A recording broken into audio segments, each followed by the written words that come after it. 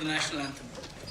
जन गण मन अधिनायक जय हे भारत भाग्य विधाता पंजाब सिंध गुजरात मराठा द्राविड़ उत्कल गंगा विंध्य हिमाचल यमुना गंगा उच्चल जलधि तरंगा तव शुभ नामे जागे तब शुभ आशीष मांगे गाहे तब जय गाथा जन गण मंगलदायक जय हे भारत भाग्य विधाता जय हे जय हे जय हे जय जय जय जय हे.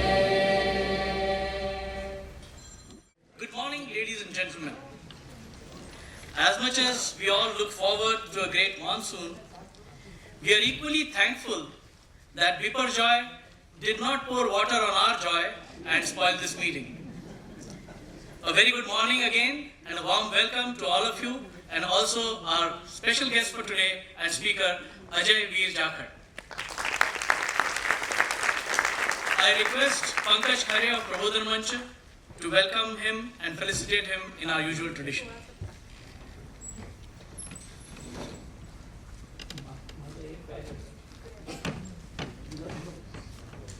Ajay, सामने आ जाइए.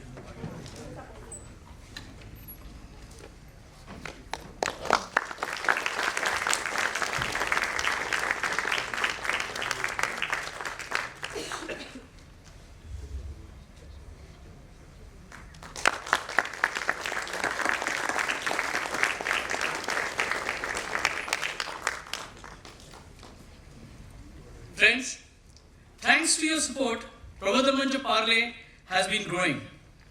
We now have a big database of more than 3,000 people. Our contributors have crossed 350.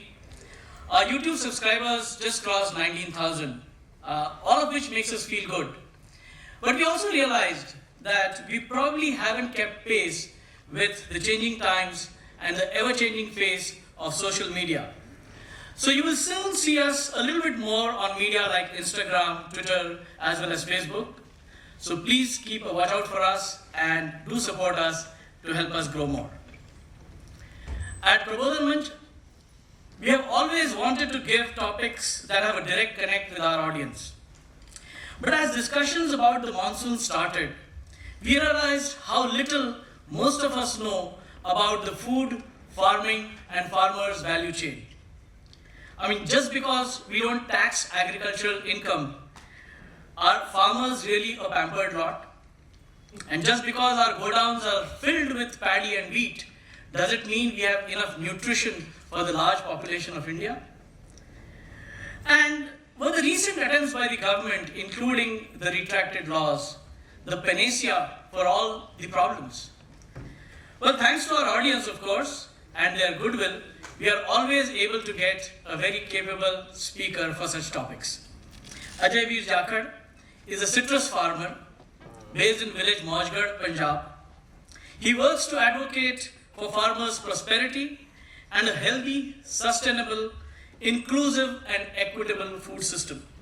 He writes regularly for different publications and speaks at international and national fora. Chairman, Punjab State Farmers and Farm Workers Commission and Vice Chair, Action Track 2, Shift to Sustainable Consumption Patterns of the United Nations Food Systems Summit 2021, Ajay ji graduated with a degree in geography and his hobbies are walking and reading. And as we all see, the walking reflects in his amazing fitness. As always, our team has curated some questions based on feedback and from what we got from the audience, but we always like more. So please do send in your questions. We will screen them to make sure that they are crisp, take the discussion forward, and are in no way inappropriate. So while it is possible that your question is not asked in toto, please do give us your questions and we'll try and include it. With that, Ajay ji, over to you.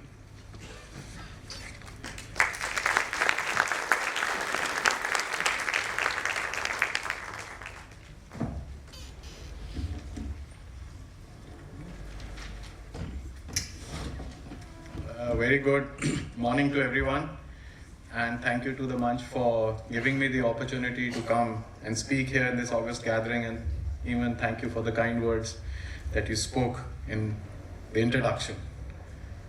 Food is what we eat, farming is how we grow that food, and farmers are the people who grow the food.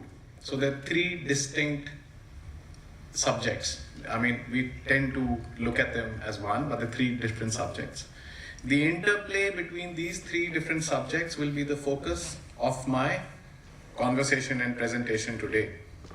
There is a whole universe of issues that one can talk about, but I will only take the time to dwell on some parts which I think you will find interesting and amusing. If one takes the trouble to look beyond conventional thinking, looks into other domains, one gains a different conception of the landscape. And that's what I'm trying to do. I'm trying to show agriculture in a larger domain and a systems approach, not by itself. Most of the issues I come upon here turn out, once they are properly understood and explained, to be astonishingly simple. That's the intent, that what I'm trying to explain comes out very simply. Agriculture began around 10,000 years ago. It allowed for the first time for people to settle down, which is the cause where permanent cities came up, religions were formed, private property came up, the concept of private property, trade, armies, conquests, and all the vices that we have, philosophies, democracy, fanatism, religion, everything, atrocities, they all came up because we could farm and have surplus produce. So everybody did not need to search for food. Some people could farm, some people could trade, some people could do other professions, and that's the heart of how civilization began. Today we aren't discussing those 10,000 years. It's just a context. I will try and discuss where we stand today and where we seem to be heading. In the 1960s, India was in a very precarious situation, as many of you would know. Monsoons were failing, crops were failing, and we were in a ship-to-mouth disease. That food was landing on Indian shores and being shipped directly to people in rural India, into the hinterland where people could be fed. And Lal Bahadur Shastri ji, our former Prime Minister, had to appeal to the people to give up one meal per week such that food would be available to the masses. American ships were landing, and that time Rockefeller Foundation provided India with productive wheat seeds, helped by Indian scientists. Bhakra Dam was conceptualized and made. Punjab government made mandis, roads, markets for that produce to be picked up, and that is what got us our green revolution. It was just not the seeds, it's just not technology, it was the whole paraphernalia of things that was required. And the green revolution is much criticized today, but let me assure you that it was required and it was a grand success when it happened. Today, India is in a very difficult situation. India has 2.4% of the world land area and 4% of global water resources, while we have around 17 to 20% of the world population. That obviously tries to explain how we are circumstantially different from the world, and that's why our solutions will have to be different than what we are being told by the Western countries to do. The problem of water availability will cause further problems, that our cropping intensity will reduce by 20% as water becomes scarce, which I will explain later, by climate change or by over withdrawal from aquifers. That will further have problems. First, I will explain what are the consequences of the way farmers farm, because everyone tends to, in cities, blame farmers for farming in a way which is destroying the soils, which is destroying the environment, and like very clearly you said, our farmers the pampered lot because we don't pay income tax, which I will come to later, and I do not concede to that point, but I will come to later in the conversation. See, the very act of farming, the very act of sowing a crop is against nature, it's against environment. For millions of years, Earth progressed in a way that you did not break the soil. But we have to farm because we need the food to feed the millions. It's not possible not to farm. So the best choice we have is, how do we farm in a way that it is least environmentally damaging, or how do we farm in a way that we are able to sustain where we are today, it doesn't go worse. So that's our best case scenario. So let's not, there is no scenario where we can farm in a way which and feed ourselves that there is enough food for everyone at the right prices, access, availability, affordability, everything is there. It's not possible. So the best possible scenario is to do the least amount of damage possible.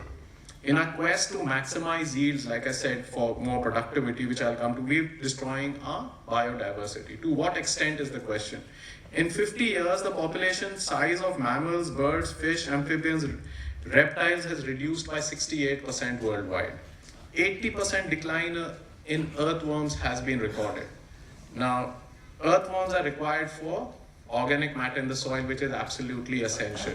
Now, because the nutrients in the soil are going down, because we plow the land, it's not just of what you, every time you plow the land, you expose the soil to sunlight and oxygen, and we lose the soil. So we are compelled to use chemical fertilizers because we are doing such intensive agriculture. We are drawing all the nutrients out, so they need to be replaced. Either they get replaced by plants or by soil organism that's available, but that's not available in enough numbers, so we have to use artificially we have to provide for fertilizers, chemical fertilizers, and that disrupts the relationship between plants and the organisms and the living matter in the soils, and that itself creates problems. So farmers have spent a lifetime killing things which they do not plant. So all plants that are not planted, seeds that are not planted that grow are called weeds. We use weedicides to kill them. All animals like rats and other insects, animals which are not good for the soil, or they eat our crop or compete with us, we kill them, we call them vermin. All insects which are not friendly for us, we call them pests. So anything that competes with farmers growing food is a threat, and we spend lifetimes killing them. What happens is when you apply chemicals to the plants, or you apply pesticide fertilizers to the plants, they build immunity to it. Like I will come to later, when I come to food, I'll talk about how human body is building immunity. Same way these insects build immunity to those, and we have to apply more and more toxic chemicals and pesticides to them. The other interesting part is that 75% of the antibiotics that are used in animal rearing. Now, normally when you go to a doctor, when you're ill, you go to a doctor, the doctor gives you a strip of antibiotics and he says, finish the course, don't leave it halfway. It's only that you don't build the immunity.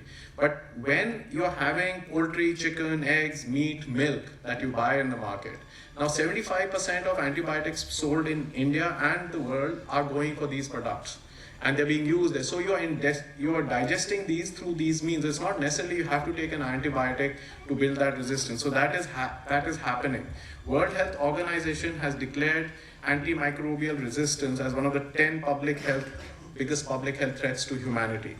Now, the resistance occurs when bacteria, virus, fungi, parasites over time no longer respond to medicines, making infectious harder to treat, increasing the risk of disease, severe illness, and death. And doctors here will be able to explain that better. But that's exactly what's happening. The way we are rearing our animals in industrial scale setups, like if you go and see a poultry farm, there are millions of chickens, tens and thousands of chickens in small spaces. So that's how, like COVID with how everyone said you keep distance, keep yourselves away, but those are the types of conditions that we're keeping our chicken, those are the types of way we are keeping our animals, and that is leading to issues of health.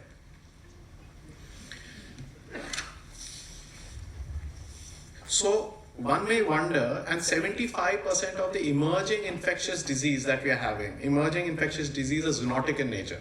Like COVID was, like plague was, like cholera was, like flu was, like SARS was, MERS was. So the 75% of the new disease are based on animals, coming from the animal world. And it's not coming only because we are rearing them in a way, it's also coming because we are killing the habitats by farming in an intensive way. There's no place for them to stay. And so those diseases are now coming into the humans, and and COVID was just one example of it.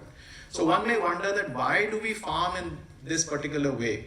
That's the key question. Like everyone will say, and even if I explain it in a way that the way we are farming is destroying the environment and mankind, then why do we farm in a way? The answer is simple. Farmers do not grow a crop in a particular way or a crop or in a particular way because we want to.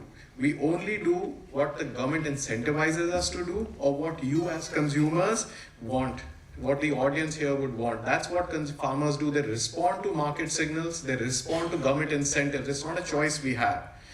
And I'll give you examples of this because this is the core of the issue, is that farmers are farming because of demand. Like you will hear lots of economists and lots of people who write in newspapers, they will say we need to find a market for farmers' produce. It's all rubbish. This comes up for people who are sitting in air-conditioned offices. Farmers will grow what markets want. Farmers will not, you don't have to find a produce for farmers produce, because farmers are not producing for their choice, they're producing what the markets. If one year one crop is selling expensive, next year they will grow that crop because they think that's the market signal for it. So for example, nitrogen fertilizer is the main fertilizer that's used for farming, and it's 2.5 times cheaper than it's in Pakistan or in the international market. So if you give something at rock bottom prices, then farmers will obviously use more of that fertilizer. So it's just an example to say, and Pakistan, I live on the border with Pakistan. My village is like 5-7 kilometers from Pakistan. And just across the border, it's 2.5 times more expensive. So obviously they're using less per acre than what I'm using, because using that fertilizer gives you a higher yield. And that's how government is incentivizing this. But if the support for nitrogen was removed, food production could fall, prices would rise, availability would suffer, and that creates a problem, and that's why farmers are using this, government is incentivizing it. If farmers procures only 2 crops, like wheat and paddy, like you said, our godowns are full, which again, I disagree with, we will come to later. But if government only buys 2 produces from farmers, then farmers will only produce those 2 produces. If the government gives you a decent price or a good price for one crop, then farmers will obviously grow that one crop. It's not his choice. You must have heard of this term, minimum support price. It's a normal term that everybody uses. It's the government has a means of calculating it, and it's a bare minimum price that farmers should get, and it's announced for around 23 crops. Very few of those crops are procured, and they're procured not from every farmer. So government may announce that we've started procurement, but other than for paddy and wheat, it does not happen for other crops other than Punjab and Haryana. So that is another issue. Though under Prime Minister Modi, I've got to say this, procurement under minimum support price has diversified, increased in value and volume. It's diversified geographically and in the basket of crops. So crops like ragi, crops like jowar have increased. Paddy procurement has shifted to other states it has diversified to other states from Punjab and Haryana. It's gone to Madhya Pradesh, it's gone to states in South India. So obviously there is a shift in the government's understanding of the problem, and they're trying to do this. So when we come to food, and this is where is the second. So first part was that government incentivizes farmers to grow in a particular way or a particular crop, and farmers respond. Now this is even a bigger issue, is food. So over human history, there are 30,000 edible plants available in the world. 6,000 to 7,000 plants are cultivated for food, of which only 170 plants are commercially significant. So if you say farming kiski karte ho, it's around 170 plants are commercially exploited in a way, grown in a way that's commercially important. But 50% of our daily calories comes from only 3 crops. That is rice, wheat and maize worldwide. Only 3 crops provide 50% of the calories. If you add potatoes, soy, palm oil, barley, sugar beet and sugar cane, that becomes 75%. So just a few crops is providing humans with all its nutrition. And that is a major problem, and that is what leads to monoculture, that is what leads to biodiversity. And within each crop, for example, let's say in Punjab, government says we will buy wheat. So the government is valuing your yield, it's not valuing the way you are farming. So if the government is going to value the yield, the quantity, you're going to pay for quantity, then farmers will grow that variety of wheat which gives you the best quantity.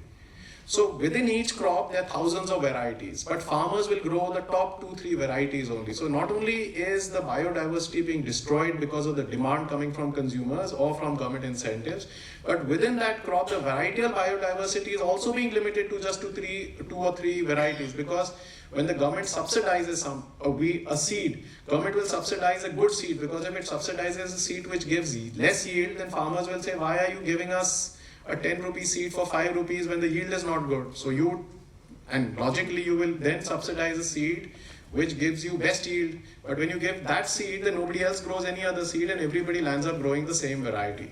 So these are issues that come up, and markets give signals, and farmers will respond to those market signals. That's the other key part. Now, if you remember in 2007 and 8, there was a huge food crisis. Food prices worldwide doubled up. It led to food riots across Asia and Africa and other places. In Tunisia, there was a government change. In Egypt, there was the Islamic Brotherhood, and there was a government change again. The same way uprising happened in Syria. The problem we are seeing has its roots there. In 2011, when the UN Food Index was one of its highest, food-related riots took place in 48 countries.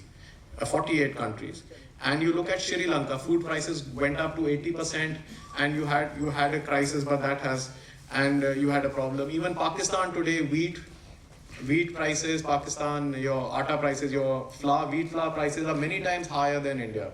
So every time there is a crisis in prices of food, there will be a crisis in the political system, and there is a tendency for regime change.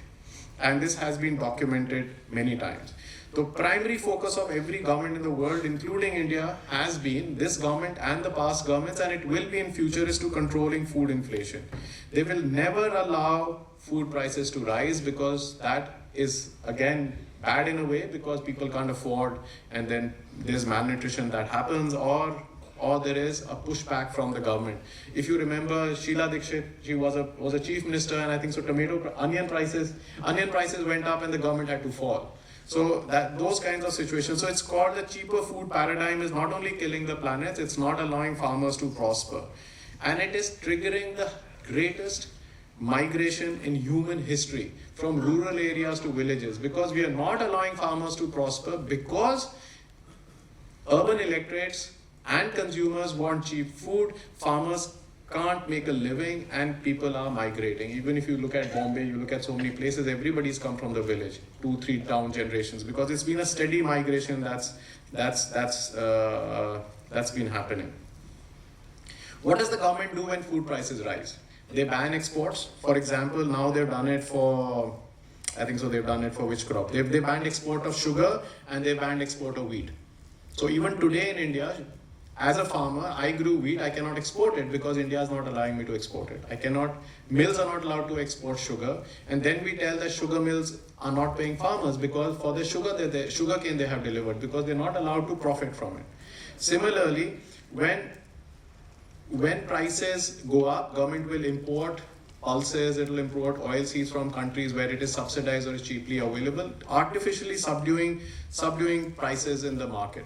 But when prices fall, government will say that we will announce at minimum support prices, they will procure 1 or 2, 5, 7, 10% of the crop, and they will not procure the rest of the crop. So everybody does not gain. So that's how it happens. I'll give you another example. Masoor dal you must all be eating. It's landing from Australian shores at $660 to $670 at Indian shores, which is like 55,000 rupees a ton. But the minimum support price is 60,000 rupees. So the government is itself importing a produce from the world, from outside India, and selling in Indian shores lesser than the minimum support price. Then why should the government declare a minimum support price? So one of the advocacies that we've been doing is that at one stage the government says, we want every farmer to get a minimum support price. But at the same time, you are getting produce at lesser cost. You should not allow that to be imported into the country. You should impose a duty that the landing cost of any food will not be less than minimum support price. Just 2-3 days ago, government announced very good prices of around 8 to 9% increase in minimum support prices.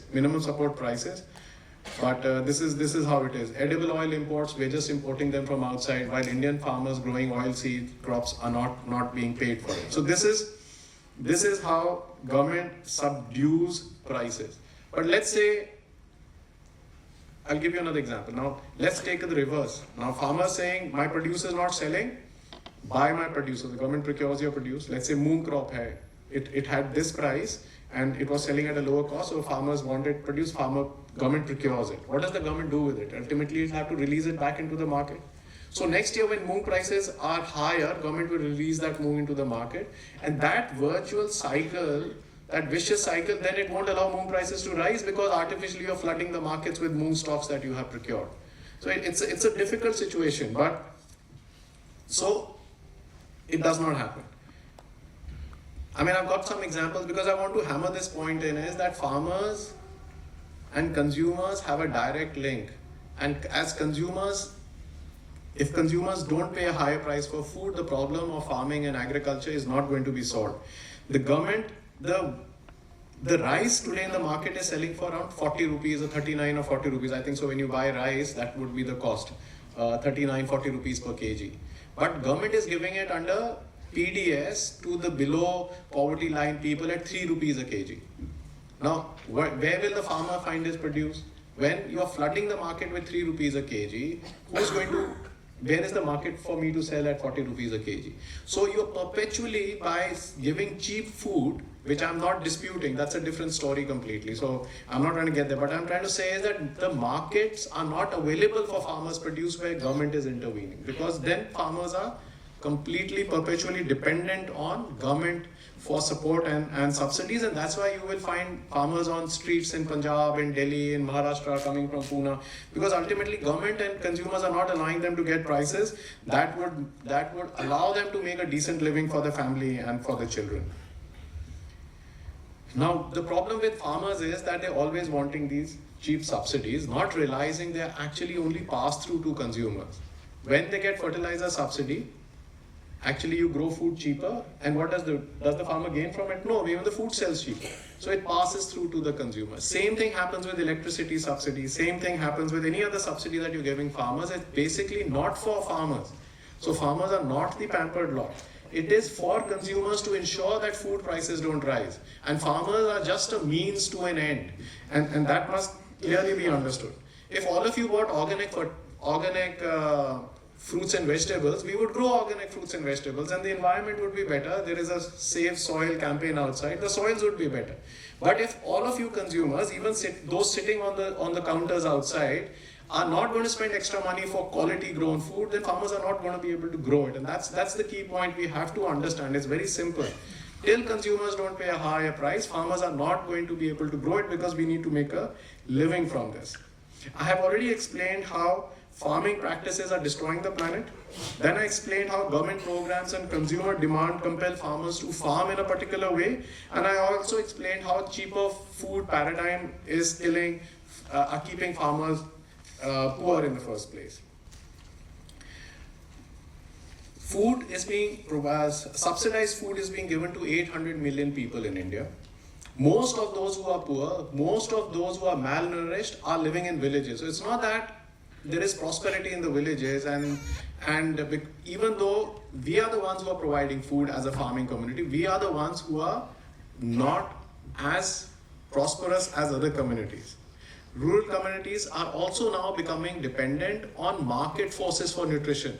So for earlier, what would happen is a village would be growing most of its needs. But because how markets have structured, a farmer growing wheat will only grow wheat. Farmer growing, let's say, sugarcane will only grow sugarcane. So now he's dependent on his own nutrition for markets. And that is also a problem because now he's vulnerable to supply side disruptions and price shocks like the city forecast. So it's not that he's immune to all these problems. Fragmentation of land holding as families expand is happening. Unlike the West, in India, if there was a person and he had 2 children, so his 10 acres gets divided to 5 each, then they each had 2 children, it becomes 2 acres or whatever, it becomes less. But in Europe, in the UK, it does not happen like that. If a farmer has 2 children, the land will only go to 1.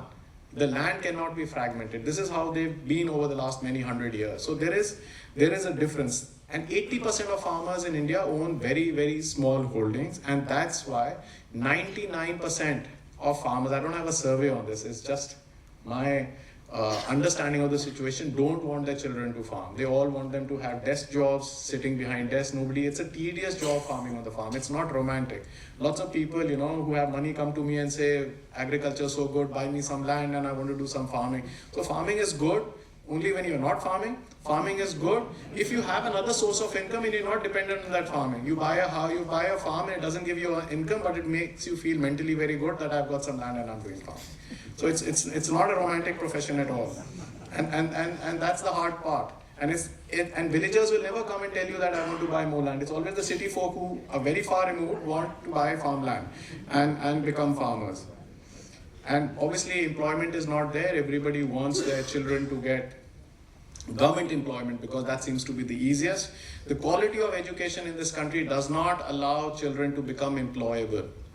Forget government jobs. Government is not there to give jobs, but it's there to create employment. So I think so. Education is a big issue. So we grow unsustainably. That's true. But we rely on practices and technologies and techniques that are aggressively promoted by the agriculture research system and by the private sector. So now I'm going to touch upon some other things of the other domains on agriculture other than what we're talking about. First is research and development. In the 1980s, we became food secure in a way that we had enough cereals to feed ourselves and we could fill our godown, and we were not worried that if there's going to be an akal or there's going to be a famine or a drought, we will not be able to feed ourselves.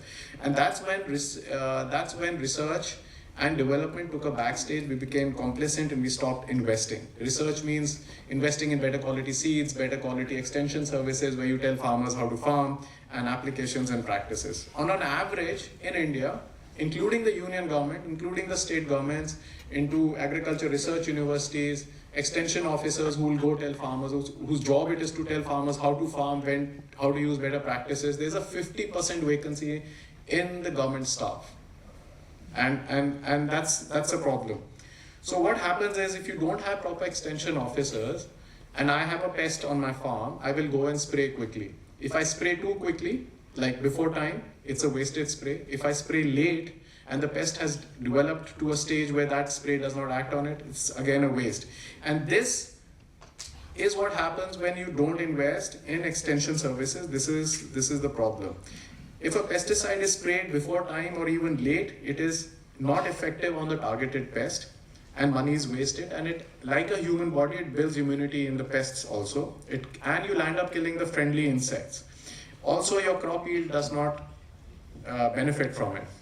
Even our exports of vegetables and fruits to Western markets is problematically is under stress because of our pesticide residues. It happens with basmati exports from Punjab. It may happen for grape exports from Maharashtra. We have to be very careful on the quantity of pesticides we are using, and that's a problem. If you will read in newspapers, every budget statement you will see, every time the finance minister comes on stage, every time some economist comes on stage, I'm sure Sanjeev Sanyal also did it, and he said we are spending so much money on infrastructure. It doesn't help. You have to prioritize human resource development. You have to invest. As a farmers organization, I'm very clearly saying this whole idea of investing in infrastructure is good, but we need to first prioritize human resources. You may have hospitals, you don't have doctors. You may have extension offices, but you don't have people going to farmers telling them how to farm. So these are questions. For example, in Punjab or in other states, the extension officer is supposed to go to the farmer's field and tell him how to farm, and he does not get paid for the transport. So how do you expect that extension officer to go to every farm from his own pocket? He's not going to go. So he's going to fudge up figures and say that I've been to X village, Y village, I've met so many farmers. They're not going to go. So the system is not geared up for human resources. This development economics of saying that we will invest in infrastructure and there will be jobs created and it will trickle down to farmers, that trickle down never happens. Sometimes COVID hits, sometimes demonetization hits, sometimes something hits. So that trickle down always stops before it reaches the ground, the villages.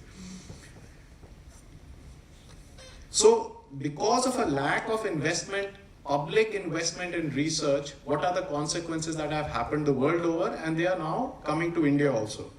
8 seed companies do 76% of the research and development in the seed and biotech sector. So just 8 companies do 76% of the research, and that includes public research. 5 companies account for 74% of agrochemical research and development. So there's no public sector anyway. And this is not for India, this is for the world over. 3 companies control 70% of agrochemical sales. So only 3 companies are selling 70% of worldwide agrochemicals. And 60%, and 3 companies control more than 60% of the priority seeds worldwide. So that is how the consolidation of the private sector is happening, not because they wanted to control it in a way, but because the public sector has abdicated on the responsibility of doing research.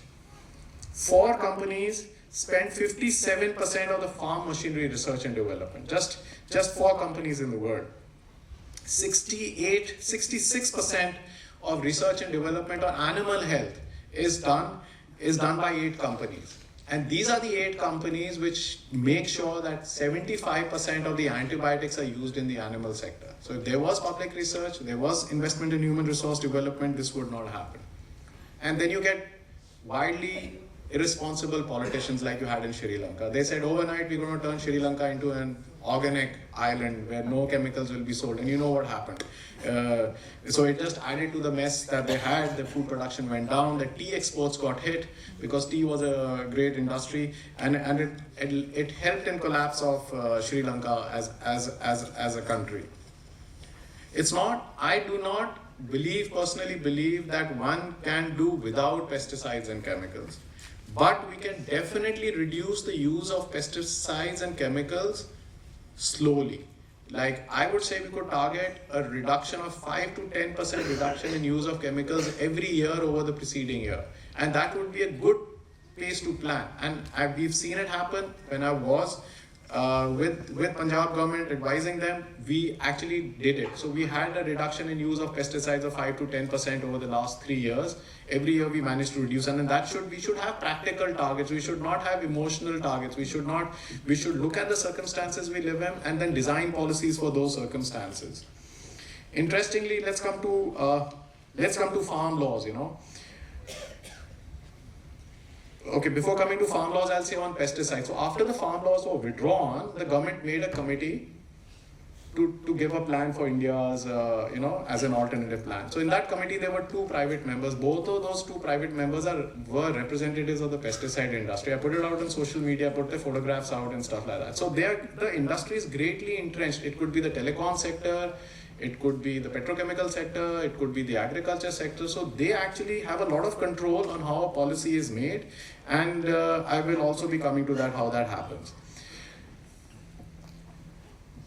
There's rampant misgovernance of agriculture markets and mandis where farmers sell their produce and traders are allowed to loot. For example, for onions, because onions is a major crop in Maharashtra, it's a crop which everybody uses, from the poorest to the richest person uses onions. So traders don't come and speculate. There are some commodity traders here also today. Traders don't come and speculate when the market is normal or when there's a bumper yield. They will come and speculate when production is down. And it's been proven by Niti Aayog, by them, that when onion production falls by 5%, prices rise by 50%. So you don't need production to fall by 40% for prices to rise by, even a shift of 5 to 10% in production quantities will lead to a jump in prices which consumers need to pay.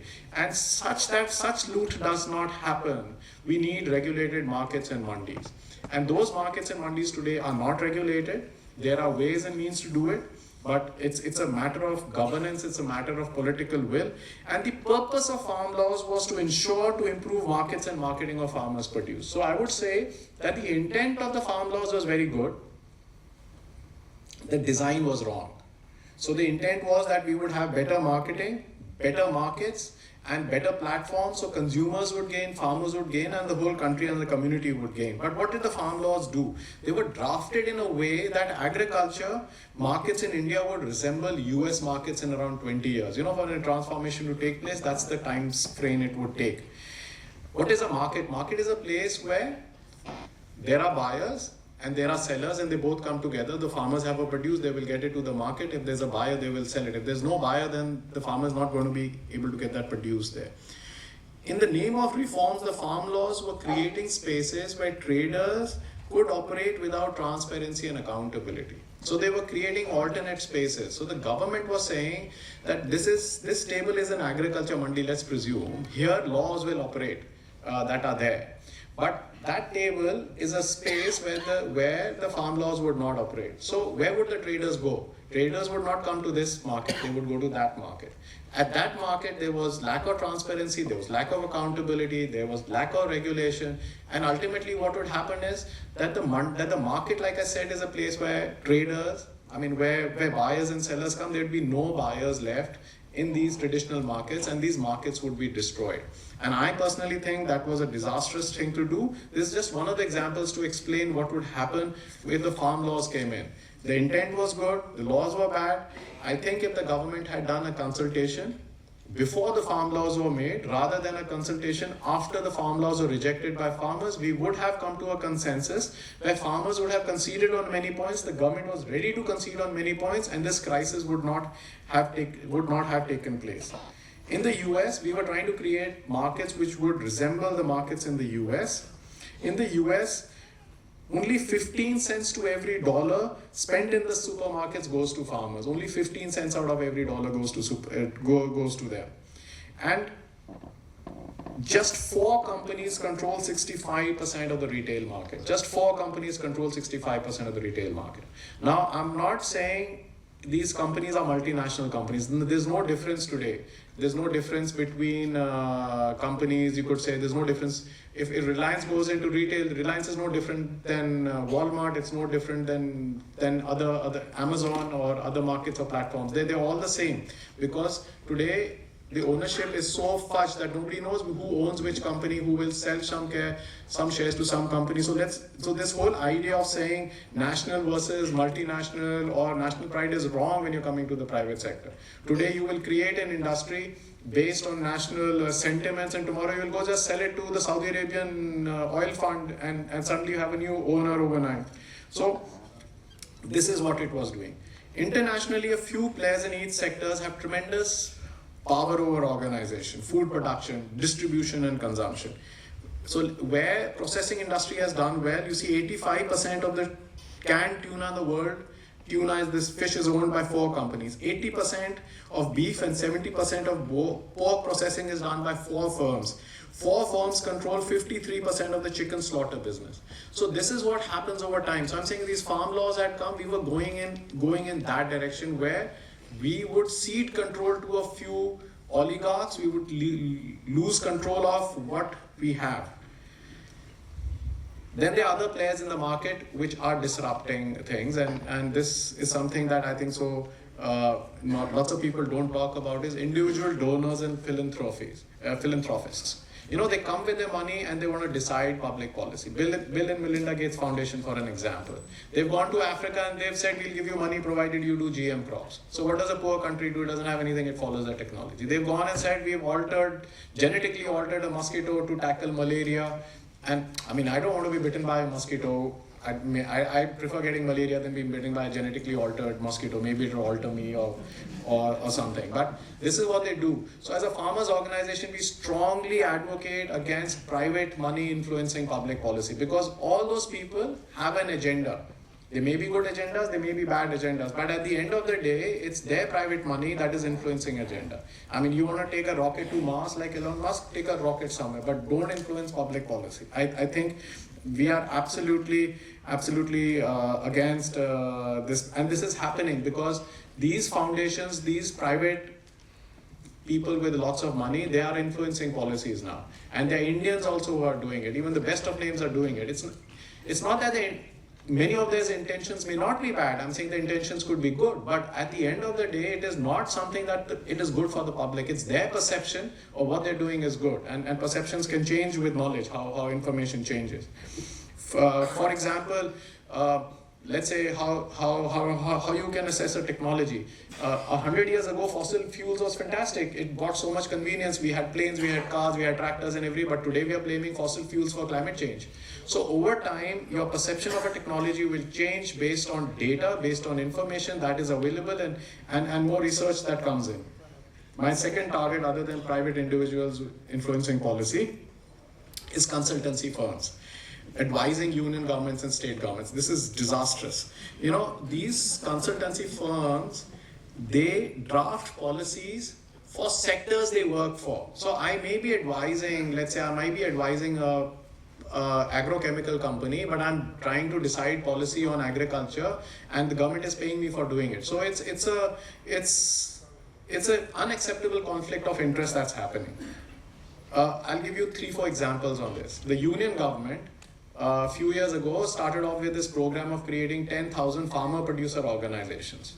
Now, I will not go into what farmer-producer organizations are, that's not the occasion. But as a farmer, I see that it's a failed program. There's this organization called Grant Thornton. I don't know if anybody works for it here, but they made this whole concept of 10,000 farmer-producer organizations. Government is spending tens and thousands of crores on this project, and I have bet with everyone I've met that it's an absolute failure. And after 4 years, 90% of those that have been formed will not be working, with tens of thousands of crores gone down the drain. World Economic Forum, for which I'm also associated with in some way, is framing the agri-stack and digitalization in the agriculture field. Now, why should a private company be drafting laws for the agriculture ministry? Similarly, Punjab has hired Boston Consulting Group to design its agriculture. I mean, Boston Consulting Group has no expertise in agriculture in the world over. I don't know why they've hired Boston Consulting Group. UP government has hired Deloitte to make the industrial plan. So there's an organization which works for the industry and it works for the state, and it designs incentives that the industry wants in a way that industry gains out of it and people don't gain out of it. And this is again a conflict of interest. What happens when you use a private consultancy firm is that governments, officers lacking capacity, use these consultancy firms as glorified assistants. That's been my experience. I mean, I've worked with a lot of government agencies, and that's been my experience. And it would be foolhardy to think that foreign consultancy firms and their counterparts can tell us how to do farming better, can tell us how to live better, and design our policies. And using consultants in the long run, and this has been documented in the West, in the UK, in USA and Europe, is that it undermines the capacity and capability of governments to take rational decisions. See, ultimately, if you outsource your work to other people to think, to design policies, your own capacities of your own department suffers. I think that would happen in the private sector also. So what I've been now trying to explain was that much of the problems in food and farming and farmers don't lie on the farms, but they lie outside the farm. So to solve the mess that we have in the villages and the farms, we need to work outside the farm. And the biggest issue I find there is governance. So I drafted a policy on agriculture for Punjab government. I mean, Punjab, as you all know, is an agrarian state and it's the food bowl of the country, but for all your interest, Punjab doesn't have an agriculture policy. Right? So it's not had since independence. So anyway, so we drafted a policy and for the government, which obviously the government did not accept, because we said stop free electricity to rich farmers, and that also it was very contentious. Forget income tax, they did not even want to stop it for rich farmers. But at the state level, what I see with my experience, and this goes for all states without exception, is that they lack the capacity to execute programs, spend resources in a sensible way, and to scale up programs. So they lack this capacity. Poor governance and weak institutions are the biggest impediments to sustainable development. And lots of time you will blame the union government for all these problems that are happening to farmers. But the surprising part is agriculture is a state subject. The central government is not, everybody uses central government. There's nothing like a central government. It's a union government. The constitution has created a space for a union government. But everybody says central government, so I made that mistake myself. So the union government gets blamed for all the mess in the states, but it's the problem of the state's delivery, and nobody understands. The media does not understand where the blame should be given. Overcoming these problems does not require investment. That's the other point I'm trying to say. It does not require huge amounts of investment. It requires a political will, astute political leadership at the national level and the state level, which is just not available. Come election time, everybody is giving freebies. You got free electricity for farmers. Now you got free electricity for households. In Punjab, 90% of the households are getting free electricity. Around 90 to 100% of the farmers are getting free electricity. So either you're going to spend money on human resource development so that people from Punjab are not migrating to Canada and Australia and other places, or you're going to invest and just give freebies. So I'm just saying these freebies are very expensive. Restarting the old pension scheme is a disastrous decision. And these are problems that add to lack of availability of finances, because politicians are going to be spending money on things that they don't need to spend, and that's why human resource spending on human resource development does not get you votes at the end of the day. So if you were to invest in agriculture research, in better seeds, it would, the seeds would come out after 10-15 years, and the gains per farmer would be marginal. For the country, it would be huge. If I was growing a crop and my yield was, let's say, 20 units and it went up to 20.5 units, as an individual farmer, it would not be politically brainwave that I would vote for a government which gave me that kind of seed, because the gains are very marginal. But as a country, the gains would be multifold, because that 0.5 on 20 would add to millions and millions of tons of food grain availability. So that's a problem. I don't know, but I should be saying this. I think 40% of country revenues are being given for 5% of government employees as salaries and pensions. And any country that does that is not going to progress, because all the money is going to just 5% of the people. I think so when you go to state governments, this figure becomes bigger and becomes bigger. Now, what happened with the withdrawal of the farm laws is that the political capital of the union government was lost to do more reforms. So nobody's going to touch on. So as a farmer, what I find is, what did the farm laws do? They ultimately created a status quo. Nothing changed. Did our lives improve? No. Did food become better? Was it grown better? No. Were we getting better prices? No. Were consumers getting at lower prices? No. Nothing changed. The status quo was maintained, and now no political party, it is the one in power, the ones in opposition, anyway, nobody will touch these farm laws, because they've seen how politically contentious it was. Only because one or two officers in the government refused to negotiate or refused to refused to consult farmers before drawing these farm laws. All those officers, now one or two of them in the agriculture ministry have the secretary of the agriculture is retired, and he was made this head of this committee which has these pesticide members. So these are people who should have been held responsible, because it's not just the farm laws and the agitation. Farm laws khatam ho gaya, but the political capital has been lost, and the inertia for any reforms has been lost there. I think I'll just finish off in 5-7 minutes. I don't know how this is turning out to be, but if you listen to policymakers, and like you said, our godowns are filled with food grains, you said. I don't think so. They're filled with food grains. We are not a food secure country. You will read in newspapers telling us India's food secure, we have enough, our godowns are full. We are only food secure because people cannot afford to eat more. If people could afford to eat more, we would have great shortages in this country. 800 million people are being given subsidized food. Now they can't eat more. So what is food security? Food security is defined. I would define food security as saying that you have enough calories to give people. But calories is not what a person needs. You need nutrition.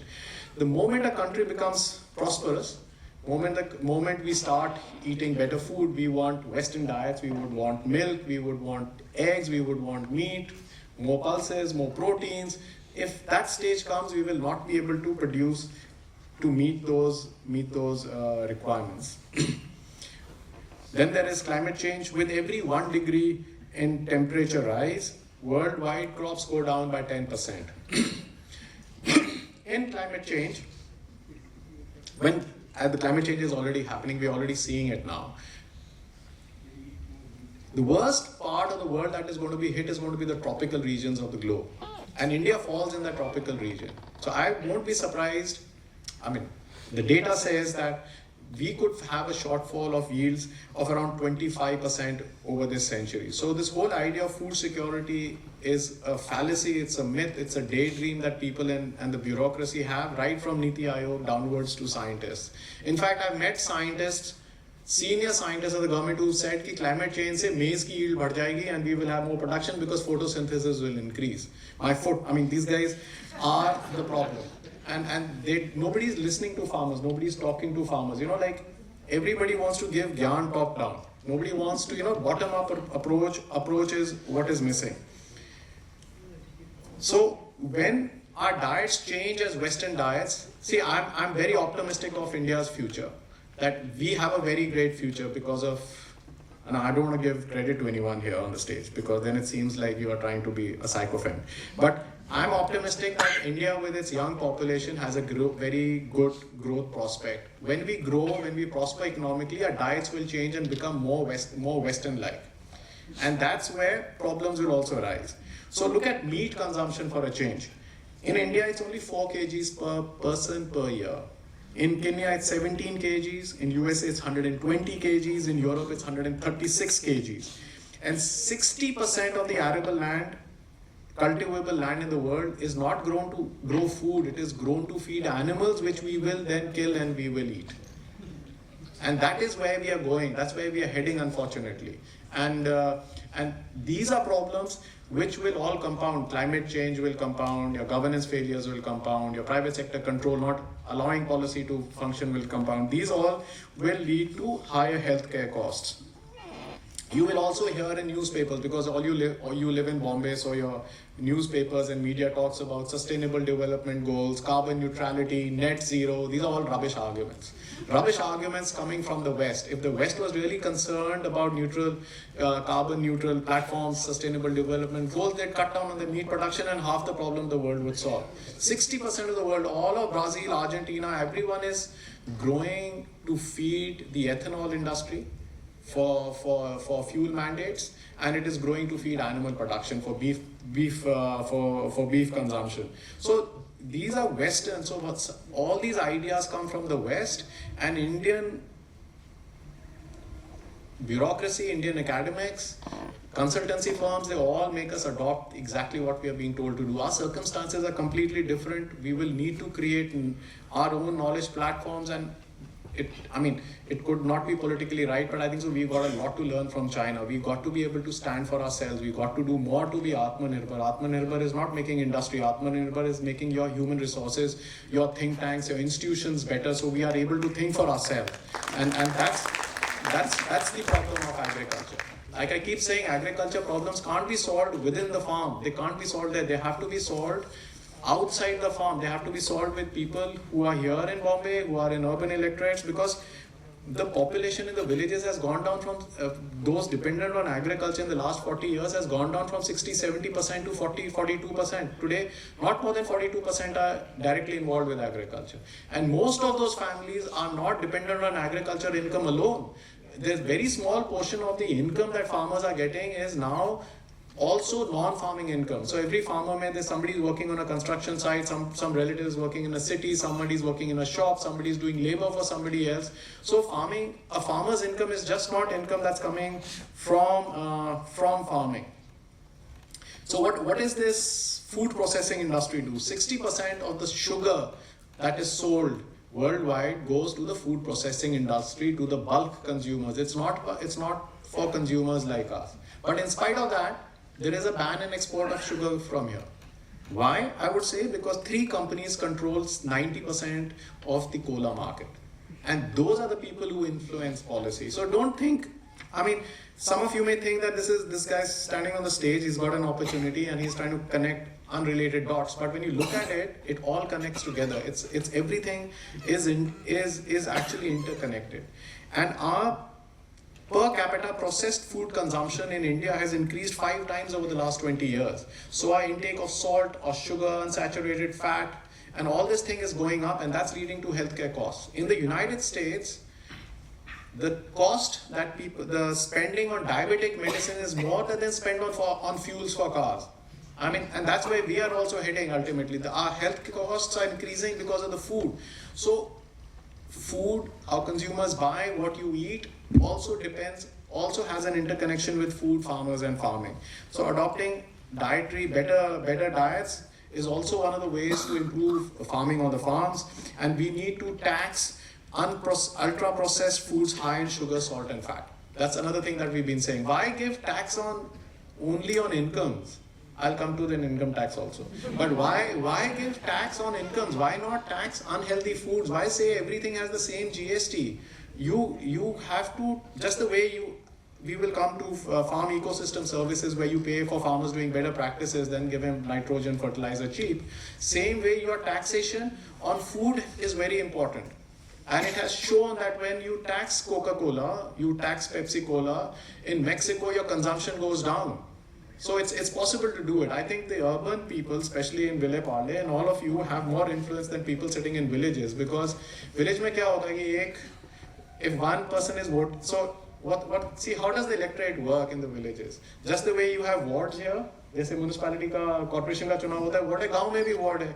So if one person is voting on one side, the other is voting on one side, which does not happen in the city. City में you don't even know your neighbors in your building, you don't know your neighbors in your street. In the village you know everyone, and it's more divided. And these issues don't form a basis. For example, after the farm laws agitation, all these farmers went and fought elections in Punjab. 99, except one candidate, everyone lost their deposit. So it's not that because you have been able to agitate that people support you in the villages. All of them lost their deposit. And that's how villages vote. But that's not how cities vote. Cities, everybody votes together. Your onion, your tomatoes, your milk gets expensive, you'll throw the state government out, you'll throw the union government out. And that's why the government focuses on your cheap food. It's how you vote. Your vote is more important. Don't think about your individual vote, but you are able to change the country by how you vote. And you need to tax it. I'll give you an example how private sector is controlling the food space in the agriculture space and the climate change space. COP27, I don't know, you must have all read about COP27. It happened in Egypt, big gains. It was funded by Coca-Cola. I mean, that's what it is. And 18 of the 20 sponsors for COP27 were fossil fuel industry associated. COP28, for climate, it's coming now in UAE. I mean, UAE is a place which grow fossil fuels, and they're going to give guidelines on how to control fossil fuels. And it's the CEO of COP28 is a CEO of the UAE oil company. And so I'm just saying India has to be very careful of not following these Western agendas. They have their own views, they have their own things. We have to create our own space. But I'll now quickly come to what I think we can try and do. First is we need a systems approach. Agriculture is a state subject, departments are different. For example, you could have on water, you could have drinking water ministry separate, you could have an irrigation ministry which is separate, you could have a soil ministry which looks at water is separate, you could have many ministries which look at water. So you need an interconnected approach where departments are better coordinated. We actually need a food systems approach, because you cannot design for individual parts anymore. Those days are gone, that century is gone. You need to design policies in a food systems approach. We need to document failures. This is something that the world does not do. As a farmers organization, we've been talking about it. We've given it to various finance ministers to document failures. But sir, you tell me, any IS officer heading a ministry will say, okay, bhai, apne department ke failure batao, kahan fail. Nobody's going to tell you. You find one success story, maybe in Bombay also you have one flyover which has been built on time, and then you'll say, look, and then you'll showcase that one flyover the world over. In every newspaper you'll showcase that flyover. Same thing happens. Till you don't document failures, you will continue to make the same mistakes. And especially in agriculture, I don't know about other fields, but especially in agriculture, we make that mistake. We only document successes, and those are very few successes. For example, in those 10,000 FPOs, there's a very successful FPO, Siadri Farms in Maharashtra. It's a success. But every time I go and criticize someone and says FPOs are not working, you say, look at Siadri Farms, it's doing wonderful. But that's one of 10,000. I mean, nobody talks about the other 9,900.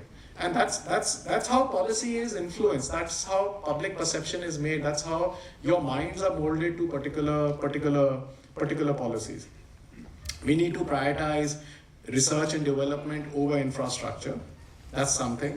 The other thing is that we need to improve our antitrust enforcement, industry regulation. And we need localized solutions. Closed food loops. Why should something be procured from Punjab and given subsidized to someone in Maharashtra until it's a necessity. You could have closed food loops. For example, you could have kitchen gardens and backyard poultry. Why can't every person be made to grow their own small little vegetables? I'm not saying every person can grow their own food requirement, but even in villages, people have a little house, they have land, they could grow their own vegetables. You don't even need land to grow vegetables. You could fill a sack with soil and mud, and you could actually grow your vegetables. So instead of distributing cash, you could distribute seeds for vegetables. So every family becomes a little more Atmanirbhar. So it's a different approach. Why can't you have midday meal schemes? In midday meal schemes, it's a great scheme. Every children get subsidized food, but why should that food be got from miles and miles away? Why can't that food be procured from within the village or the revenue district or within adjoining villages?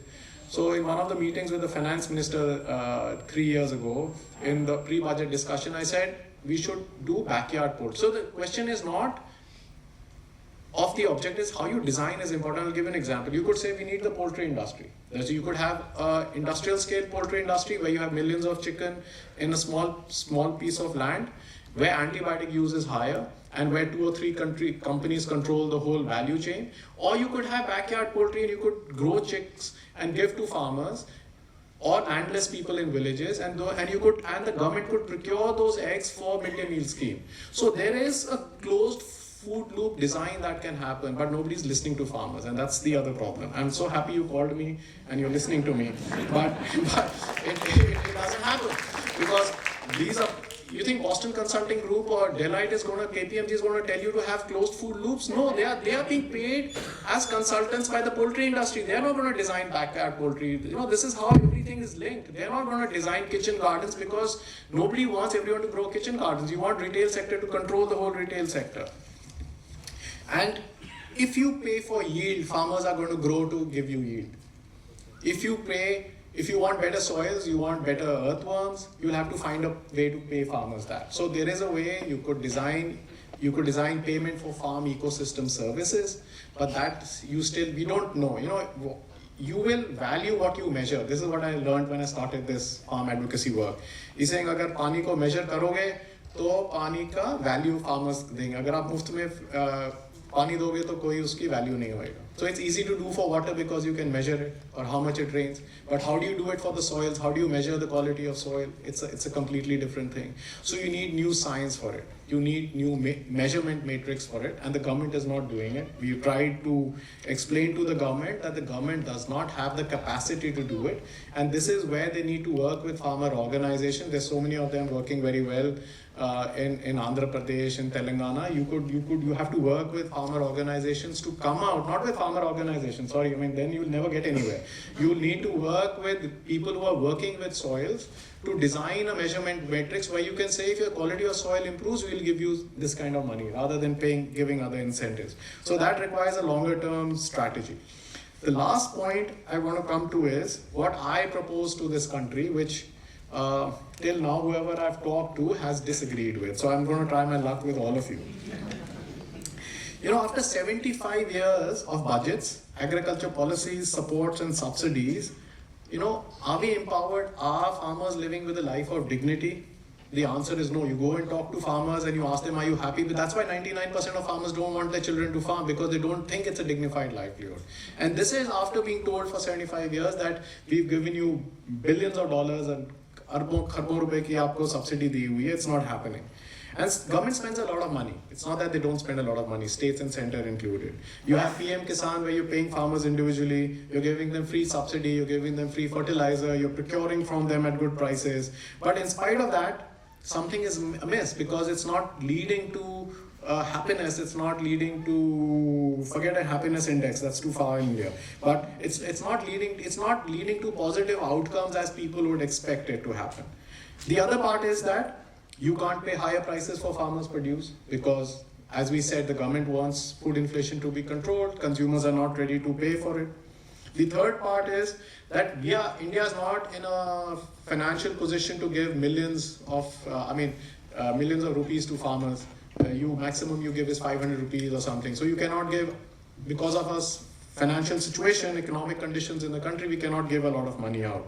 And cash transfers, many of you people will be hearing about cash transfers, but I think they're simplistic reactions to inherent complex problems. They do not solve. So if you were I think so PM Kisan gives 500 rupees. Some governments are now announcing 2,000 rupees. Someone yesterday, I think so Andhra Pradesh gave 1,000 rupees per family or something.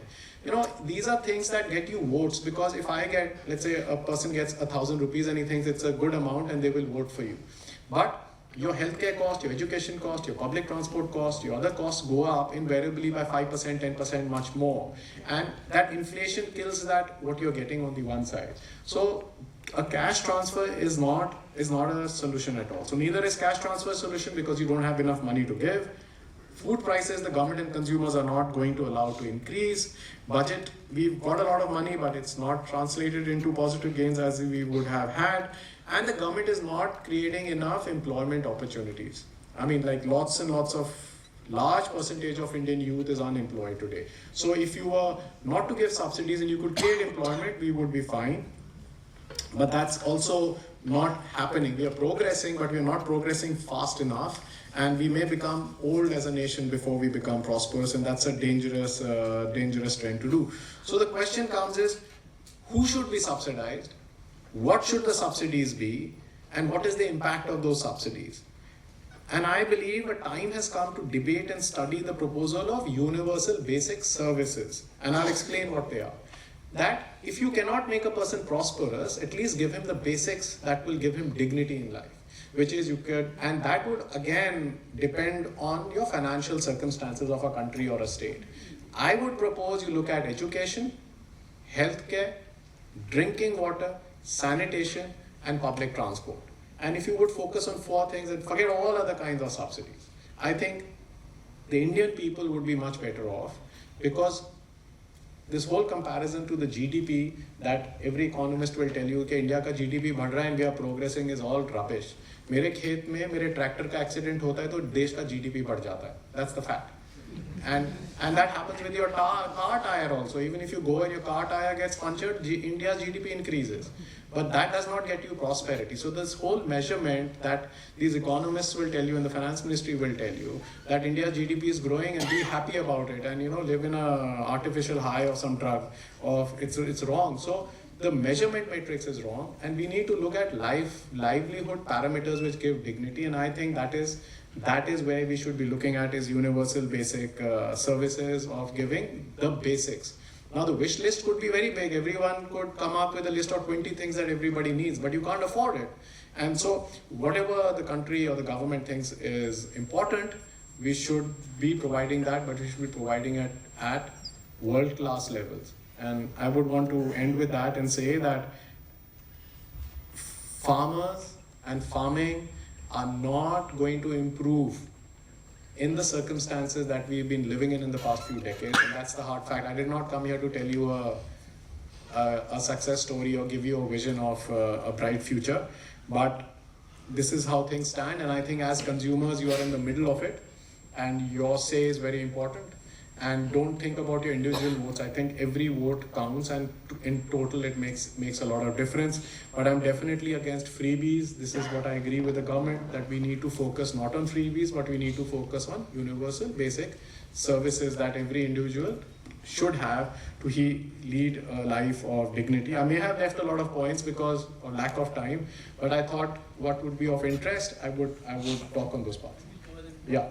Okay, thank you so much. Thank you for your patience. I hope you enjoyed it.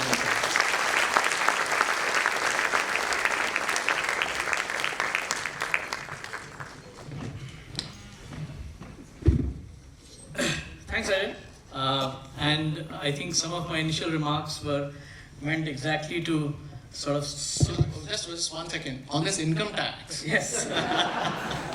Income tax is a state subject. The union government does not have the constitutional authority to charge a tax on farmers. That's the first point. So it's a tax that the state, because agriculture is a state subject, so you can't tax, the union government can't tax it. The other part is that if you were to tax it, your expenditure on collecting the tax would be far higher than the revenue would generate. So being practically, it does not make sense. And the third thing is, in one of the meetings, it came up in this Times of India or something, had a few years ago given a big story before a budget that farmers are, so many farmers have shown so many tens and thousands of crores of income. So I told, I think so, at that time it was Arun Jaitley ji in the pre-budget meeting. I said, if you give us a list of 500, 1,000 farmers, we will, as a farmers organization, we will go and assess it for you if it is the right income or wrong income, because income tax officers don't have the wherewithal to check if it's right or wrong. So, you got to involve farmers with it, but you can't tax us because it's not constitutionally possible for the union government to do it, and politically it will be suicide for any state government to announce it. Yeah. So I think Ajay ji, that was really, really refreshing. And like I said, some of those comments were also to simulate and stimulate a discussion. Again, friends, if you have more questions, we've got some with us. Our volunteers will just go and pick up the questions from you.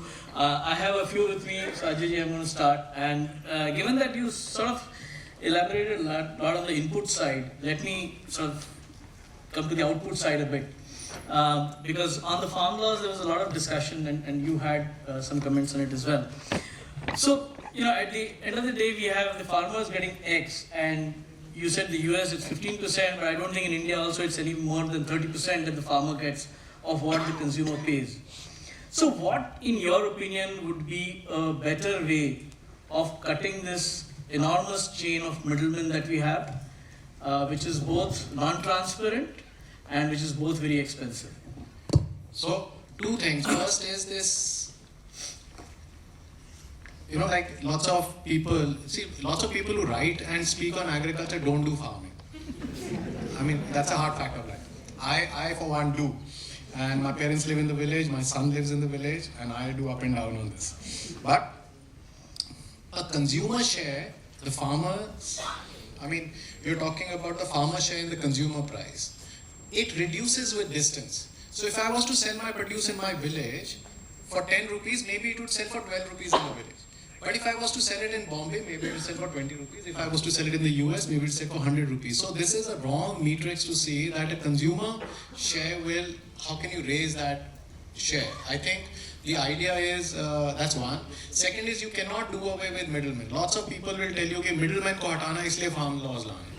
That's rubbish. Middlemen will have to stay. There are millions and millions of farmers. How are they going to get their produce at a place? Someone is going to aggregate that produce. The trader is going to aggregate that produce. So the middleman is required, the trader is required, and this is bound to happen. Now the question is, how do you do it? It's with better regulation. It's with better officers. It's with better politicians. It's better done when it's designed. I really think policy is best designed by people in middle class level of the government, because they know what's happening on the ground rather than at the top level. But definitely you will need better laws and better enforcement, like I was saying. I don't have a magic bullet on this. Ultimately, it's hard work on the ground of enforcing what laws they are. You have markets, you have future markets, you have options in futures where for price discovery, but every time the prices rises, the government knows it's for price discovery, but they'll stop those markets from operating. It's again a perception. It's an absolute governance failure, as put of it. I wrote the farmers' policy in Punjab, and the first chapter was on governance. So one IIM professor actually wrote that what has governance got to do in a farmers' policy? So I had to give a rebuttal. So I wrote an article in the Tribune and I said, without the chapter on governance, the policy is not even worth the paper it's written on. And if you do that one chapter of governance, everything else will fall through. So we actually, in the general public discourse, we don't discuss governance as an issue. I think governance is the key issue, and the capacity of officers governing us is very low. I really think that's where re-education is required. They keep telling us कि farmer को educate करो कि अच्छी खेती करे, and we keep saying कि भाई किस अफसरों को बताओ कि अच्छी नीति बनाओ. So on the output side, a lot is said on the lack of efficient storage systems in India, whether it is warehousing, cold storage, etc. And the government last year tried to respond to it, and again, you may disagree, but the policy around the whole agriculture infrastructure fund.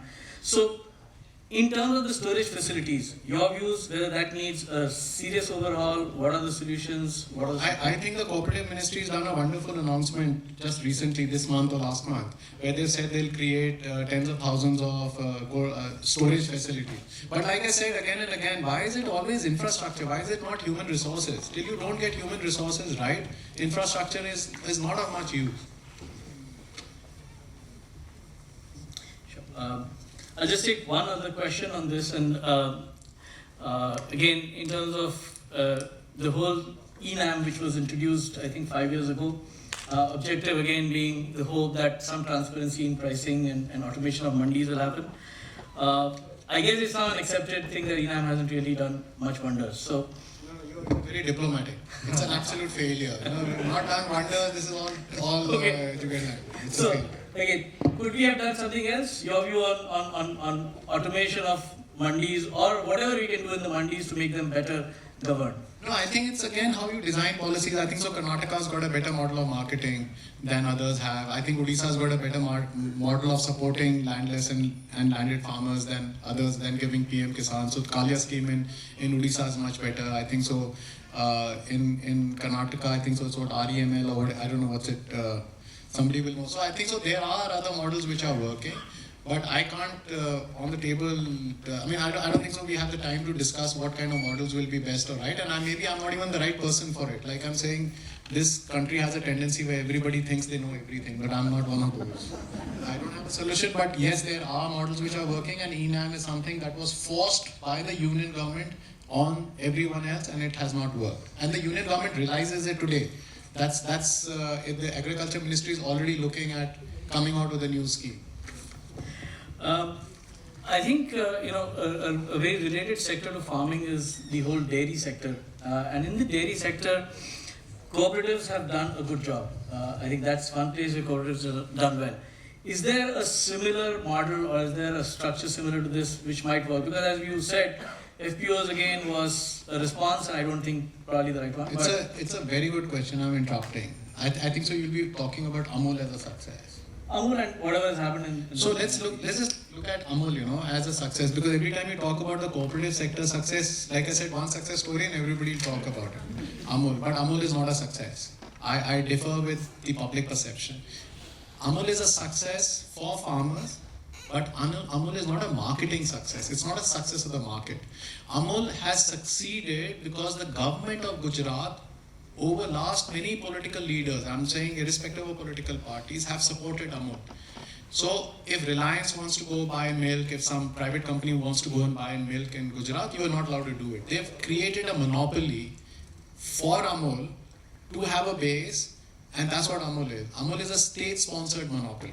Today you may have state-sponsored monopolies for telecom sector, maybe the two companies which control everything. So Amul is a state-sponsored monopoly, and I think the government has done very good by creating that monopoly. So I think the cooperative sector can deliver, but it needs public support. It cannot be a marketing wonder, and that's the difference. So public sector में आपको support करना ही पड़ेगा. Government is not there to make money. The government is there to support. So I think every time the prices go down of milk, the Gujarat government gives Amul some money, gives farmers some money, and that's why Amul is a success, because every time there's trouble, it happens. So I think and the cooperative sector, because you're discussing milk, I'll give you another absolutely reverse example. Punjab has milk fed. Now Punjab mein you get maximum quantity of milk in the smallest, so the concentration of availability of milk is very high in Punjab because you have fodder, you have greens and everything. So every time milk prices rise, all the private sector goes to Punjab and it buys milk. So the cooperative gets less milk. Every time prices fall, this private sector just goes out from the market. So what happens is, then the cooperative is acting like an insurance, and all the farmers are selling to the cooperative. And the cooperative is buying milk and selling at a loss. So the cooperative becomes the insurance for the milk sector. So I'm saying it plays out differently depending on how it happens. But that's what Gujarat doesn't allow you to do. And Gujarat supports it. So I think so. There was this case in the elections of Nandi in Andhra Pradesh. It's actually, you have to support the cooperative movement, and I think it's cheaper to do that. It's a more efficient way to do. Sure. Since you mentioned something in the end in terms of the solution, I think there are two questions, and maybe a bit emotional here. But I think one straight one from somebody who says, We read and hear a lot about farmer deaths and suicides, and what's, in your opinion, is the real issue and the solution there? Solution is you pay higher prices for your food. Like I said, it's the cheap food paradigm which is forcing farmers to do this. It's an emotional issue. It's not just an economic issue. It's also an emotional issue. It's an issue of government support. Lots of states have policies to support farmers emotionally, even in distressed families. But it's actually a governance issue, and it has no magic bullet solution to it that you can give point 1, 2, 3. You'll have to improve the whole ecosystem of providing services and prices to farmers. Moving in terms of the scalability issue, I think you mentioned about the fragmentation of land. Is there a solution to it now? I mean, I don't think we can change the law for non-fragmentation. There is no solution to it. It's inevitable. It's already happened. 80% of farmers own 2 acres and less of land. There's nothing you can do about it. Is there any way you can allow farmers to come together, group together? No, there are already lots of laws where farmers can collectively farm together, but they choose not to farm together. And so it's a state level issue. So every state will come out with its own laws, but there's nothing we can do about it because it's come to a point where it's come to a tipping point where you can't change it back. I don't think it's possible. I mean, there's not much that can be done about it. That's what I'm saying. Changing tack a little on some of the sort of issues around modernization or modern techniques, etc. So a couple of questions. The first one, I think you did mention, and I guess that's to you, but if GM is not the answer, what do we do in terms of making sure that we have better seeds and better yields or better varieties of crops? No, that's what I was kept saying is that public sector investment in agriculture research and development has to increase many times. That's the key to it. And there's no quick solution. It'll take 10, 20 years for new varieties, new seeds to come out. And I never said GM is not the solution. You said that. And not that I'm proposing GM, but I'm just saying that every technology has a lifespan. People look at it, they take a contrary opinion to it, like you did for fossil fuels. You'll have tomorrow people will forget GM, they'll come up with CRISPR. Tomorrow you'll forget that, you'll have nitrogen fixation bacteria. You'll have different technologies coming in. So you need to have your principles right of how you assess a technology. And sometimes the technology cannot be assessed properly because the people assessing those technologies are not good enough. And then you'll end up asking people from outside India, and it's basically got to invest in agriculture research and development by public sector is what I'm saying. I'm not saying that you don't allow private sector to invest. Let them keep investing. Not that Indian private sector is also investing much. We're just trying to get things from outside. But we need huge investments in agriculture research and development. There are institutes with the Ministry of Agriculture, ICR has made, where they're just 2 scientists. We had a seminar on diversification in Punjab 3 days ago. So only it's 3 days ago. And we had scientists from Punjab Agriculture University coming in. So we were looking at what crops could be used to move away Punjab from paddy, because paddy was depleting the aquifers. It was leading to crop burning problems, monoculture. So two solutions came up was bajra, because it's the year of the millets. Everybody wants to talk about millets. Nobody wants to eat it. And the other was soya bean. So Punjab Agriculture University actually said in all of Punjab we only have 2 scientists working on soya bean, and we have only 1 scientist working on bajra. So I'm just saying that what you hear and what happens on the ground is a huge difference. I think one of the things which we hear and the expenditure on research and development does not even keep up with the inflation. So if your research and development expenditure goes up by 3%, your inflation has actually been 5%. So I think in general the productivity of the Indian farm sector is like lower than I think a lot of its counterparts even globally. So where do you think we have scope for improvement, and what could be done for that? I think again it's research and development. Everything comes down to research and development. But some of these yields that you see when you compare crop to crop, some of the yields that you see India maybe have 2 cropping cycles. So normally you do 1 crop and 1 crop. In America, sometimes you can compare the yield of maize with American wheat and Indian wheat. Their maize in China and all grows for 9 months, ours grows for 4 months or 5 months. So that also is a difference. So how do you compare properly is, I mean, I'm not saying Indian yields are high. Indian yields have a potential to go far higher. We invest more in research and development. But some of the comparisons that you see coming out of the private sector are not good comparisons. They are biased comparisons to give you a perception of what they want you to believe. Going back to, I think you mentioned something about soil and soil measurement, etc. But I think there's a straight question saying, is there a way to do a scientific study on which crop will really grow better in which soil, and depending on water scarcity or availability again? I think it's common knowledge. I think everybody knows it. But you don't grow a crop because of the quality of soil or water availability. You grow it because consumers demand it or farmers ask you to grow it. For example, in Punjab, if there is a soil which will grow a better crop, let's say it will grow vegetables better. But why will I grow vegetables there? Because vegetables has a price risk, it has a production risk, it has so many other risks. I will grow paddy because the government is going to procure all my productivity from my farm and pay me within 7 days. I have no risk. So farmers, the science of what should grow in which agroclimatic zone is very well set.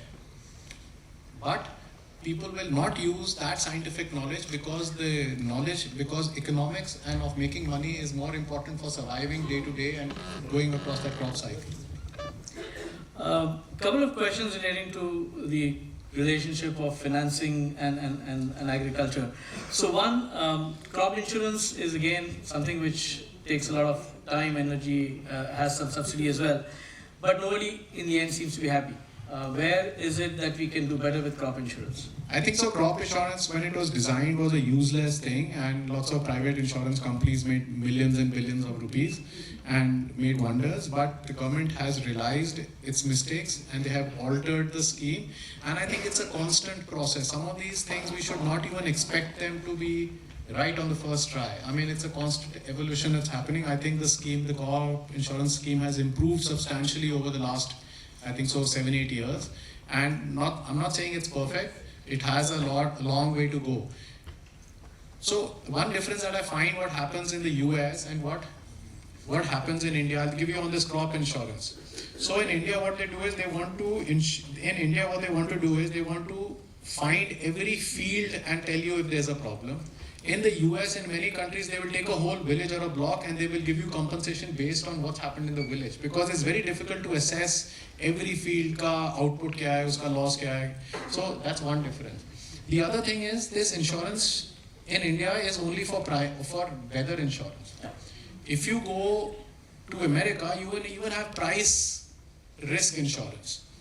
Then the other insurance that you have in America, which we don't have, it's a good point to come up, is that if the price, because I think price insurance is as important or even more important than a weather insurance, because price fluctuates so much. So in the US, because of government policy, if the price of food of a produce should go down, the farmers get compensated for it. For example, कि India से wheat export नहीं करने दे रहे हो, India में मेरा समझो 20 रुपए का बिक रहा है, and अगर मैं export करता तो maybe let's say Saudi Arabia में वो 25 रुपए का मिलता, so they will compensate me for that. Or if they import something into the US and it subdues farm gate prices, farmers will benefit from that. So I'm saying we need a risk apart from weather of price, and the bigger insurance we need, if some insurance company can design it and somebody can pay the premium, is risk stemming from government policies of subduing farm gate prices. No, it's not a laughing matter, because that's the main problem. You don't allow us to make money and then you say pay income tax, and then you say don't come to Bombay, no migrations. You know, it's all interconnected. It's a systems thinking we need.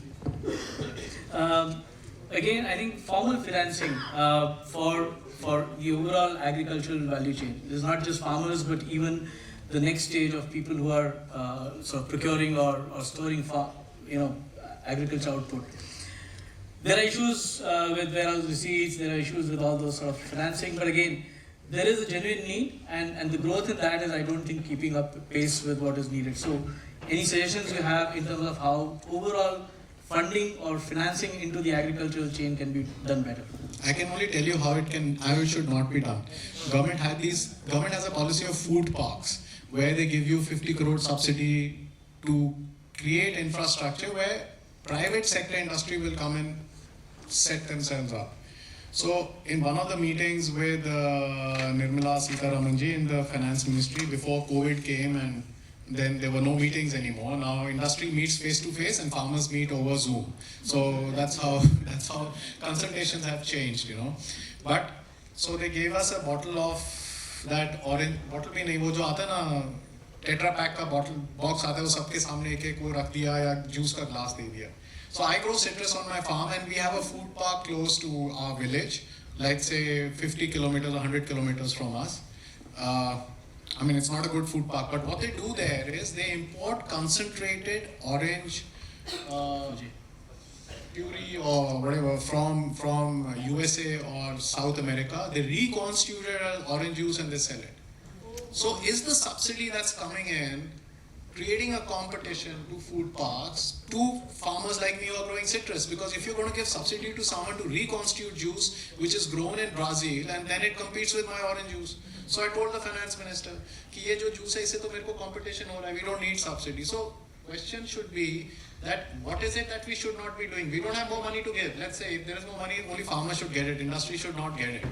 I mean, it makes no sense giving industry financial incentives. The government has given tons and tons of financial incentives. Is industry coming in India? It's not delivered at all. So I'm saying, we got to find the failures first, as I said. What is wrong? We need to correct those rather than try and find new solutions. Because when you find new solutions, you overlook what's been happening in the past. We need to first document failures. That's been my key advocacy of an organization. We need to document failures. And I have given you a food park failure, and most of the food parks in India are not working. Most of the food parks are not working. There's a waste of money. And if money should be given, it should be production linked. It should not be back-ended. कि आप ये लगाओगे फिर आपको ये इतना पैसा मिलेगा. आप farmer का produce खरीदो, हम उस पे आपको subsidy देंगे. So I think when it comes to policy, I think so that detailing is where it becomes important. Consultation का, I don't know if you all people know, when there is a consultation का क्या मतलब है कि आपको बुलाया चाय पे, आपसे चाय पी, आपकी बात सुन ली, consultation हो गया है. And then the government does exactly what it wants to do. I mean, you must have experienced it. That is what a consultation is. So the farmers के साथ ऐसा consultation होता है. And private industry का जो point of view है वो CII, FICCI है, वो सरकार के साथ बैठ के policy बनाते हैं. Exactly जैसे policy बनाते हैं वैसे policy बनता है. Ajay ji, on experience? No, I think we have all seen some of these. Yeah. On MSP, now one, it got discussed and debated a lot during the whole issue on the farm laws. But two questions related to that: is there a better way of administering MSP? And second, since personally I've had some association with the futures and options markets in India, something like what I think the Madhya Pradesh government did of a Bhavantar Bhugtan scheme or something which is similar to an options program, will that work? So I don't know if people will, Bhavantar scheme because you worked with it, but it was a scheme where farmers would be paid a price deficiency if there was a price deficiency.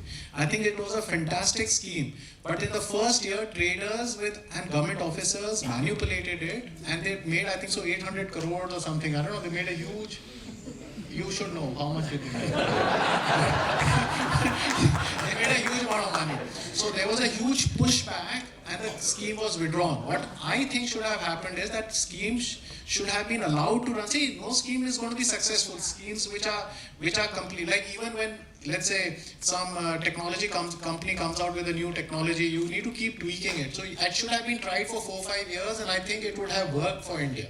This price deficiencies program was very good, but it needed more data, it needed more time to try it out for it to succeed. I think it could have been done. Sure.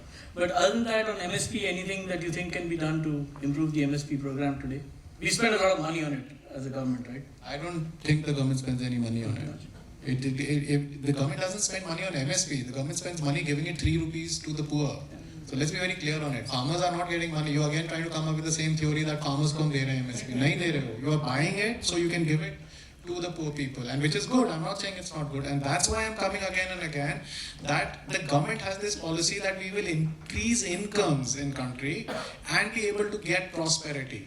And that's where I'm coming in for universal basic services. That's the principle, that you cannot increase incomes fast enough or high enough for them to have a dignified life in this country. And a few generations will be lost even if we are able to do it. And that's why I'm focusing not on incomes, but on universal basic services. In terms of policy intervention, I think you hinted at this, but I think the number of schemes that the government has in terms of various incentives and subsidies and the amount that goes in it in the union budget is a staggering number. Is there a way of rationalizing it? Are we just trying to do too many new things without getting it right? What would be your My suggestion is universal basic services. Finish all subsidies, finish all schemes, and ensure that services are available free of cost to people. Education, health, public transport, clean drinking water, sanitation. You know, all the people in the audience out here must be thinking it's normal for you. आपके एक दिन पानी नहीं आए Bombay में, you will be horrified. But haven't you seen photographs of people walking miles getting water out from a well? Drinking water is not available. Electricity is not coming into the homes. So I think we need to ensure that people get medical care, education, health. किसी भी गांव में, however prosperous you are, your old man, someone old in your family gets ill, your whole savings, everything finishes off. In the poorest of households, in the middle class household, your savings, everything finishes off. And that's why I'm saying we got to move away from this focus of incomes. This doubling farmers' income or GDP calculation, these are all old economics. And unfortunately, I have not done economics as a subject, and I can't argue on those points in terms of data, but logically there's something that's rational that's not working out for this country. And we need to, again, come back on this. So, Ajay, since you have experience and you've traveled a lot, anything from the world that we can learn? Are there any countries which have done some schemes, some policies which you think we could benefit from? No, I think, see, circumstances differ. We cannot say we can copy paste anything. Lots of countries are done. I can only say that we need to look at ourselves. The world is not flat. Somebody wrote a book, The World is Flat. I don't know if some of you read it. It came out 10, 20 years ago. World is fair. It's not fair. It's not flat. If the world gets an opportunity, they're going to dig India into the grave. So you got to focus on yourselves. You got to make your own policies. You got to get some Atmanirbharta in your food production, because you cannot depend on the outside. Climate change is happening. We cannot solve it on our own. The West is not going to help us solve it. We have to solve our own problems. We'll have to build our own capacity. What does USA, what does Europe, what does the developed world have? They have their own institutions. They spend millions and billions of dollars on research and investment. I think so that's why we need to come in. We need to spend money on research. We need to spend money on human resources. We need pure mathematicians. We don't have them. We need those kinds of things we need to focus on. Education. We need to focus on education. And on that, I'm trying to say that I don't have a policy that we can follow on, but definitely USA has a farm bill which every 5 years they change. China changes its farm policies every 2-3 years. India में एक policy बन जाता है, वो 10-10 साल तक, 20-20 साल तक वही रहता है. MSP दे रहे हैं तो उसका calculation वही रह रहा है. हर चीज goes on. There's so much, it doesn't change. So we need to keep. What I think we can learn from people who've done better than us for their own societies is that they keep changing, they keep evolving, and they keep investing in human resources, in their own capacity building. So, and you mentioned capacity building the knowledge systems a couple of times. One, do you think it's just not happening? Do you think it's happening in patches? And where do you really think the government should focus on more from an agricultural perspective? I think there's more scientists, more money for research. Just research it, just basics, you know, you don't need, I mean, you come back again and again asking me the same questions and I'm answering the same answers. You know, different questions, I'm giving the same answers. There's actually human resources. That's where we lack actually. And the problem is with human resources, you need to invest for 10-20 years. And it'll take 10-20 years for the results to come in. So if you think long term, that's the future that we should be looking at. So since you spoke about this question which came, will you advise the next generation to look at farming as an alternative career or as an alternative option? No, I will not. I mean, why would I advise someone to go into a profession which is fighting against the system? You know, I would advise all people to get into politics and make sure you make better policies. If you are not a part of the system, then you are just on the other side of the fence, you know. Better be part of the political system. Be involved with it. Make your voice heard. Because see, why no farmer wants to farm. It's a tedious job. It's just not about incomes. You may give income to a farmer which is at level with, let's say, a peon in the government, which is not there today. You're far less than that. Even if you give that, he still will not want to farm because it's a tedious job. In the middle of the sun, he's got to work the whole day. At night, he's got to work. And I would not, under circumstances that exist in this country, I would not advise people to put their children to farming. Especially those living in Bombay and Vile Parle, for sure. As we're just coming to the end, I think in terms of questions, this is one question we ask our speaker always as the last question. I think some part of it you may have already answered, but still, as an audience in Mumbai, in Vile Parle, and having got, I think, definitely a very different flavor from what we've generally heard in media otherwise, and generally read in papers otherwise about agriculture, what would you tell this audience when they are now going to go out and they're probably a little better informed about this entire value chain? I think so. Get onto social media, because a lot of people will be on social media and talk about issues about policy, governance, research and development. You know, like, there's nothing romantic about it. There's no quick fix solutions. But get onto social media and air your views that farmers are not pampered. Farmers are in deep trouble and they need support. But they don't need support in terms of subsidies. They need support in terms of better policies and better governance. And you need support in terms of better understanding of the problems. And I would also say talk about larger issues, because to solve farming, you have to solve the whole ecosystem. And definitely, anytime anyone talks to you about GDP as a measure of growth, counter that. And talk of livelihoods, of quality of life. And that is the key issue here. But before we finish, I want to say, as a farmers organization, what do we try and do as a farmers organization? We don't take money from private sector. We don't take money from NGOs. We don't take money from civil society.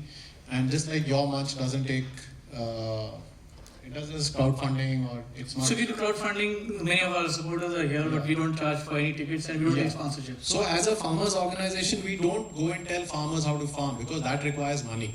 So when I joined the farmers organization, this whole idea was there ki you can go to Bill Gates, or just forget Bill Gates. You could go to any NGO or these foreign funds or Indian funds and ask money to work and improve farmers' lives in the villages. But then what happens with that kind of a thing is that you become dependent on donors for money, and then you start following their agenda rather than your agenda, because then you are not able to criticize what you want to criticize. You're not able to speak against your independence goes away when your financing is controlled by somebody else. So as a farmers organization, we don't take money from any people. We focus on advocacy, because we think that if we are able to change one policy or two policies, or even tweak a little policy, millions and millions of farmers will benefit from that. I don't know how many of you have watched, I want to end with this, I don't know how many people of you may have watched this movie called Inception. It was an English movie, it came out a few years ago. What they do in Inception is what we are trying to do. We are trying to incept ideas into people's mind that they think they are their ideas. Only when a person thinks it's their idea will you take it forward as your own idea. So that's what you're trying to do, and I hope I've been able to incept some of my ideas into your mind, and you will take those ideas forward. Change narratives. Every time you're sitting and farmer issues are discussed, anything that is that you find of resonance in my conversation today, talk to those people. Talk to people when these issues are discussed, but ask for solutions. Don't believe what you read in the media and the newspaper. That's what I would request. Thank you so much. Thanks, Ajay. A dry subject like this delivered amidst the expectations of a wet monsoon, but you've left our heart with a warm and fuzzy feeling. So thank you so much for what you've done today. Especially since I know you came in yesterday night from Delhi, you're on your way to Pune. So amidst all this, for finding time to be with us, thanks again, and a big thank you from Prabodhan Manch Parle.